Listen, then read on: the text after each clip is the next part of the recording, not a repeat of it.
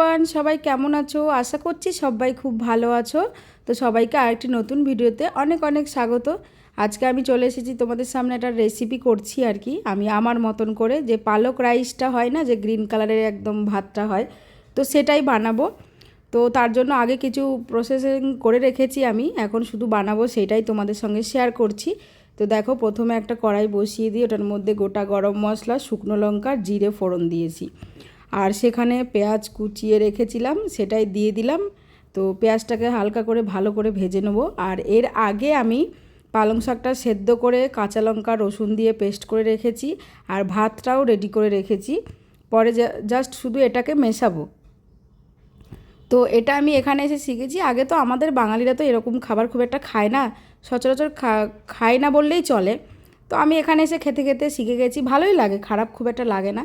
তো দেখো, লবণ হলুদ টলুদ দিয়ে ওটা কষানোর পরে পেঁয়াজটা ভাজা ভাজা হয়ে গেছে। তারপরে আমি দেখো যে পালং শাকটা পেস্ট করে রেখেছিলাম, সেটাকেই দিয়ে দিয়েছি। তো মিক্সিটা ধুয়ে সামান্য একটু জল দিয়েছি, ওটা দিয়ে এখন ভালো রকমভাবে ওটাকে কষাবো, কারণ কাঁচা গন্ধটা বেরিয়ে যাবে। কারণ পালং শাক বেশি সেদ্ধ করা যায় না, তাহলে পালং শাকের কালারটা নষ্ট হয়ে যায়। ওই জন্য আমি হালকা একটু ভাপিয়ে নিয়েছি। তো সব কষানো হয়ে গেছে, তেল ছেড়ে দিয়েছে, বেশ কাঁচা গন্ধটাও চলে গেছে। তারপর আমি এই যে দেখো ভাতটা দিয়েছি, এবার ভাতটা মিশিয়ে দেবো। কারণ যা মানে কড়াইটা আমার ছোট হওয়ার কারণে না ভাতটা মেশাতে একটু অসুবিধা হচ্ছিল। তো যাই হোক, আস্তে ধীরে মিশিয়ে নেবো।